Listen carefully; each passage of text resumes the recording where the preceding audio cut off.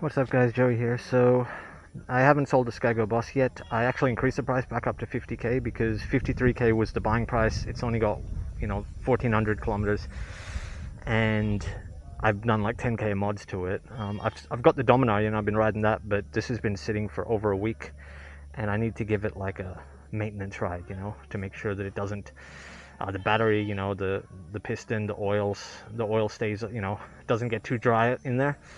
And it just, riding bikes keeps them in good condition. So yeah, changed the oil not that long ago, so it's fine for a few maintenance rides. And what else, if you can see the hand grips there, I've actually put foam hand grips over just to make it more comfortable, and they feel nice. I saw them for sale. They're like 50 pesos and they make it thicker, which is nicer to hold if you've got big hands. And yeah, this is going to be a cold start, so I'm not expecting it to start up first try this time because it is really full, maybe a week and a half that it's been sitting. And yeah, I've got a new mic setup that I'm just testing out. I've got a Boya dual mic adapter. I don't know if you can see it on the 360 cam because it makes it invisible, but it's actually got like a little battery pack and it's got two mics coming out of it, so it's wired. So that's one thing I've got to be careful of, but we'll see what the sound quality turns out like. So I've got one I'm holding right now, and the other one is attached to the back seat so you can hear the exhaust. And I'm also doing this 360 video because I had someone asking about can they see the whole bike while I'm riding it. Probably to check the exhaust smoke, like to make sure it's not smoking or something, because they're wondering why am I selling it. It's like not even a year old. And literally, if you can see here on the camera, it's because I've got a Dominar sitting, I don't know, you can see it in the dark, just behind the gate. Like I've literally got a new bike, and that's going to be my daily. I'm not going to use this one for daily because I've already transferred all the top box and side boxes. So yeah, this camera angle, like this position, I've just got it on a 360 rod, should be enough to see the exhaust. What's coming out, shitting everywhere. Alrighty, so for cold start, alrighty, so for cold start, the Nibbi PE26 has a plunger type, so it automatically closes when you let go of it, which is really cool. That's all you really need, because full choke is just for starting up when it's been sitting for a few days, and then as soon as it's running, you should be able to release the choke or turn the choke off, and the bike should idle if there's no fuel or air issues. So let's just give it a go.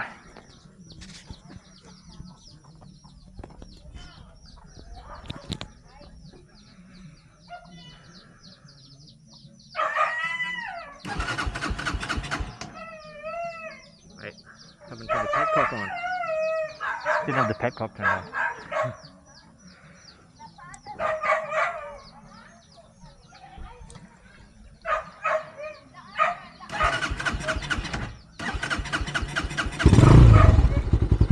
There we go. So like 2 tries and a little bit of throttle to get some fuel in there. And it's already started after a week of sitting.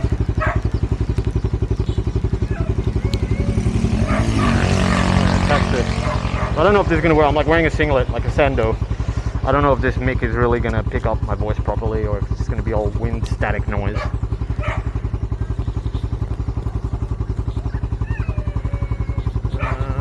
Try that. Alrighty.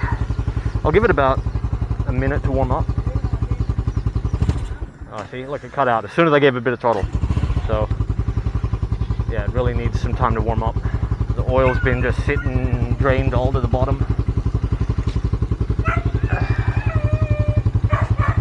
Yeah, and I also tightened up, I don't know how well it's going to hold, but I tightened up this mirror that kept coming loose in my last ride.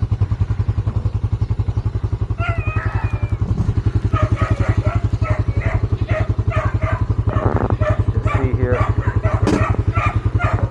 No sounds this time, just want the motor noise.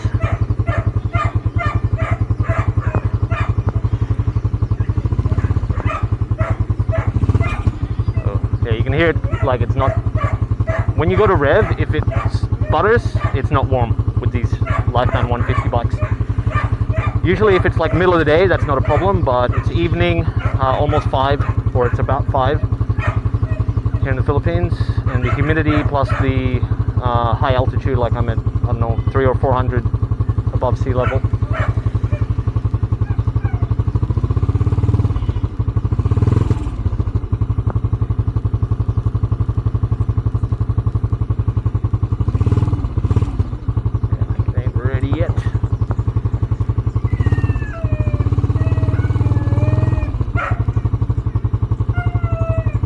At least the battery's okay. Like this is just the what's the brand? Forget the brand. It's this sealed gel type battery. 1,000 pesos.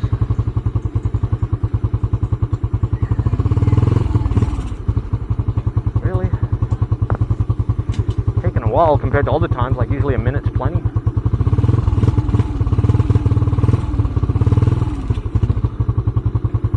Hope something hasn't crawled up into the under the pod filter or something. Freaking snake will come out at me or some shit. Nah, I think it's...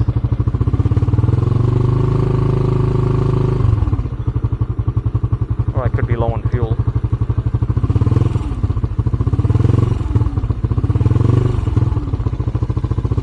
Could I be low on fuel? I don't know. I haven't filled it up in a while.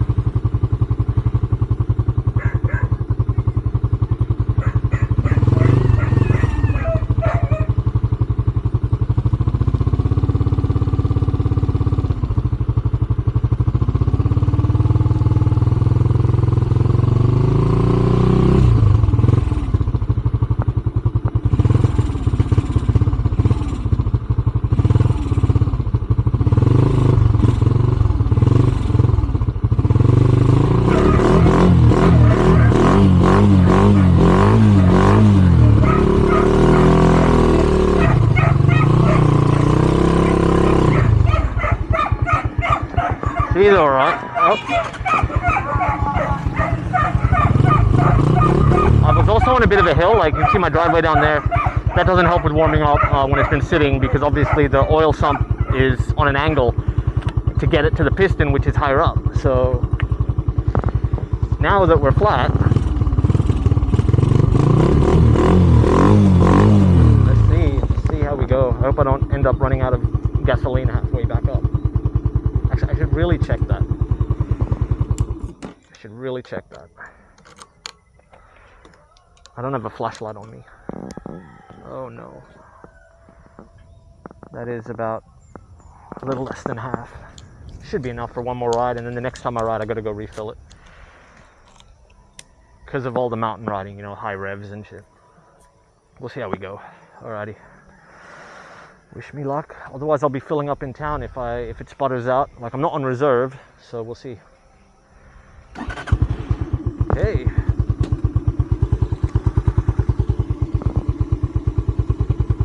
I think the kids also played with the carburetor. They've turned the idle down. I'm like, why is it idling so low? There we go.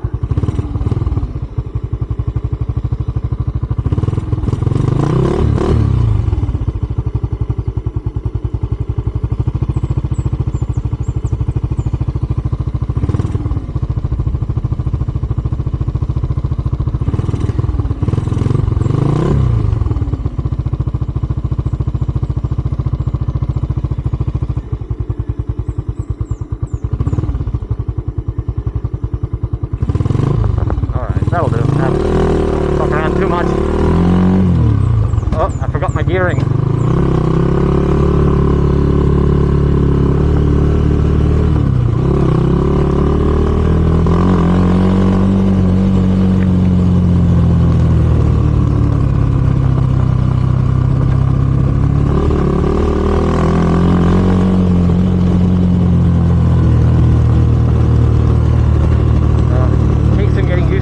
This thing after being on the Dominar. Forgot my mix on my shoulder, right?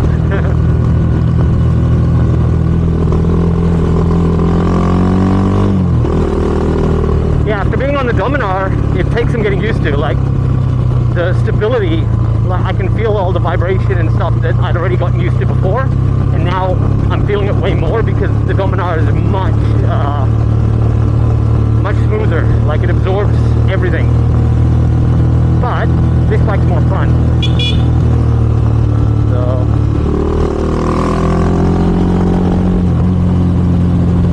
definitely more fun.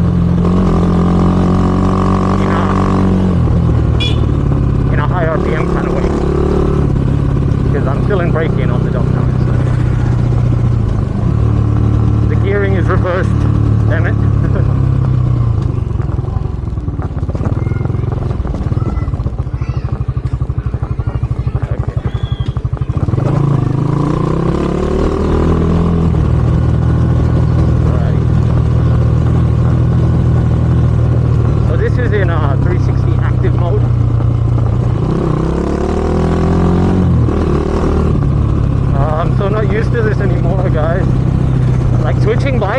they're like close CC, like the two sport bikes, but going from a kind of a sport touring bike, which is a Dominar, to this cruiser setup, it's so jarring. They both feel good in their own way though. Like I'm not hating this. Even going back to it, I still love this, the sitting position, and just the style, like the style of the bike, the way it feels when you ride it is still great. I'm just gonna pull over here.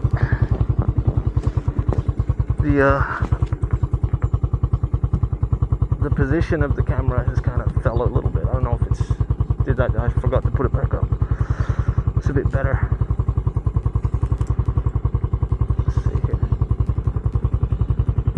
See, it's idling fine.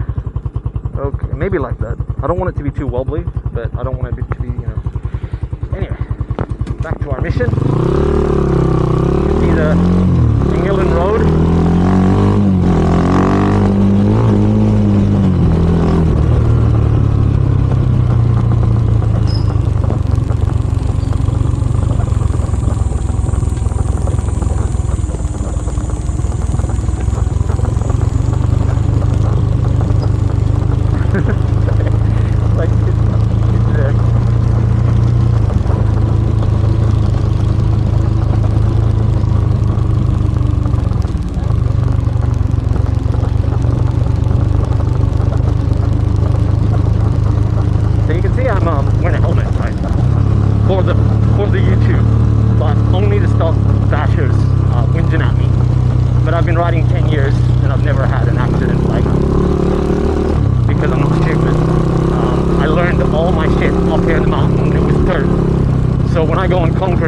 The stability after knowing how to handle dirt is like a bajillion times easier to handle for me. Just for me though, I'm not saying that for everyone. I'd never tell a beginner. Okay.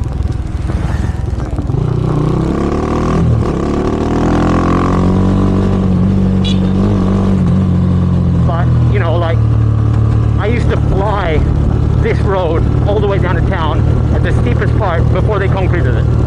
So now it's all concrete and it's dry weather, its stability, like the traction, is way, way, way better, you know?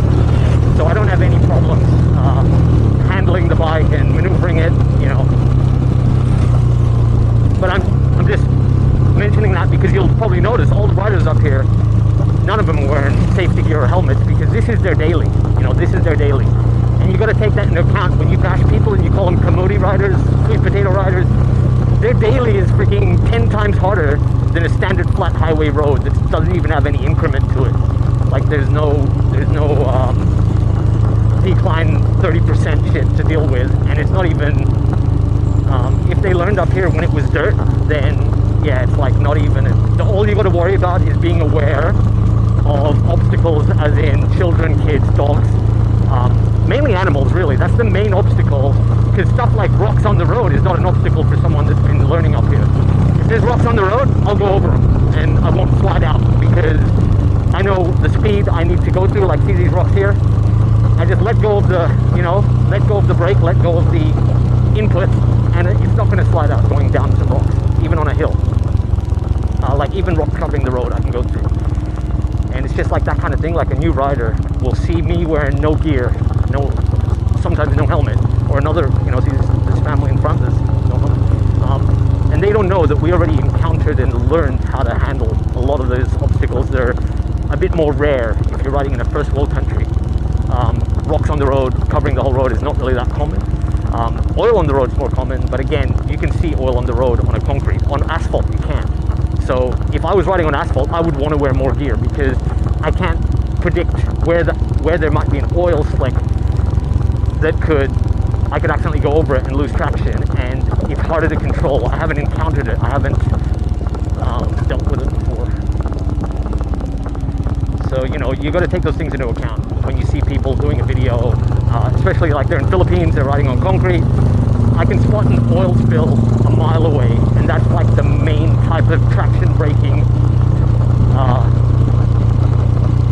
thing that I would want to worry about, is that I can't really control. Everything else I can control. I can control the speed, I can control the engine braking,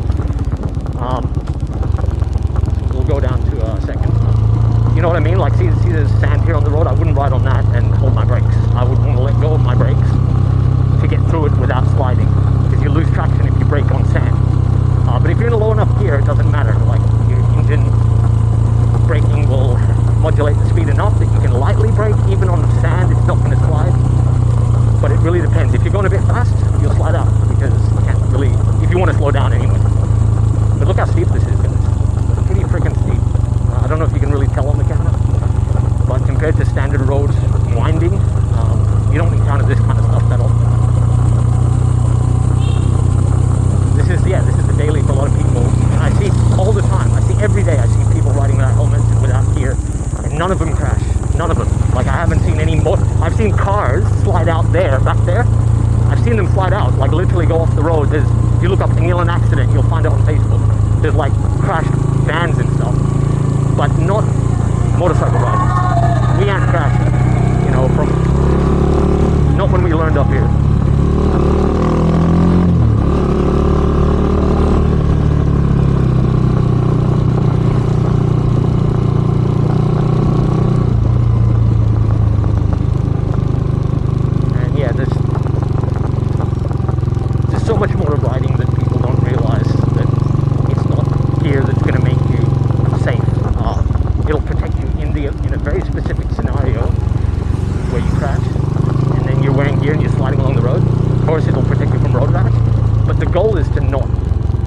Stupid enough to go speed and take a bend or go over an obstacle that's going to result in you sliding out.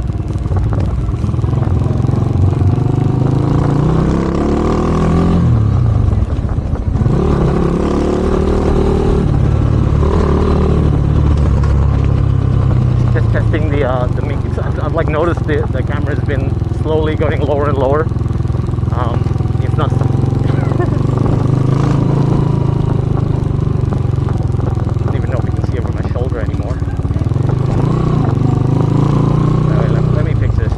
if it'll idle now after all that riding.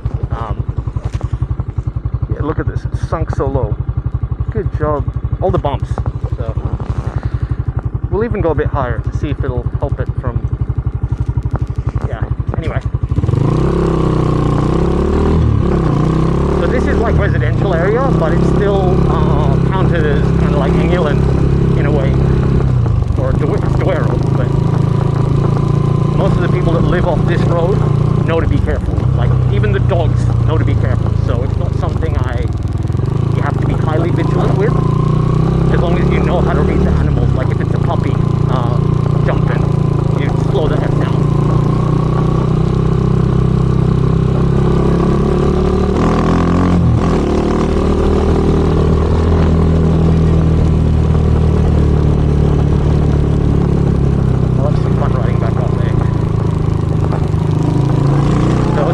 Gear on this bike with the mountain gearing, and you can see in fourth on a flat road I can go down to like 30, 20, 30, and it's got enough torque to stay in fourth.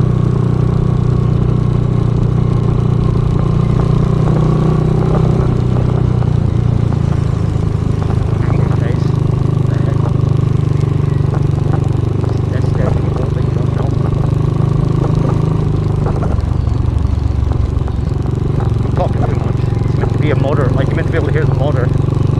Sorry guys. Swipe our car.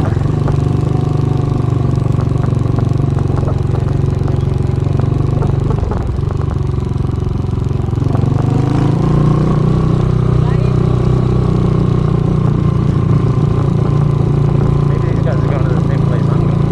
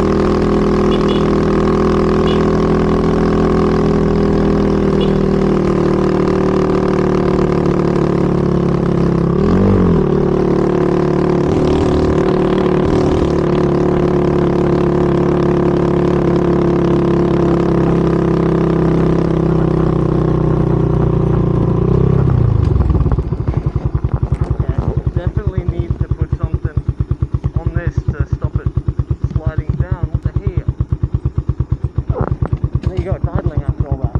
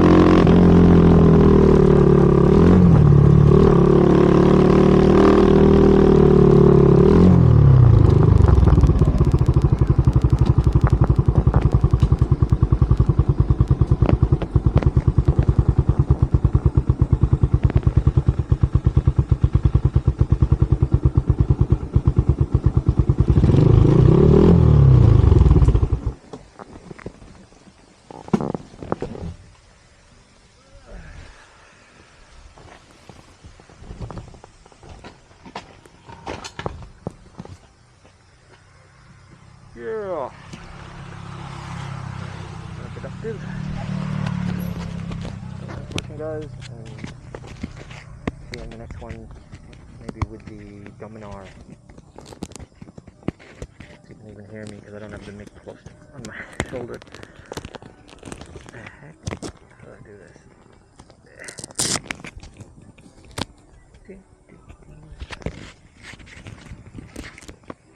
I don't know how these mics perform really. I haven't tested them at all. I just made sure that the 360 was detecting, you know, audio.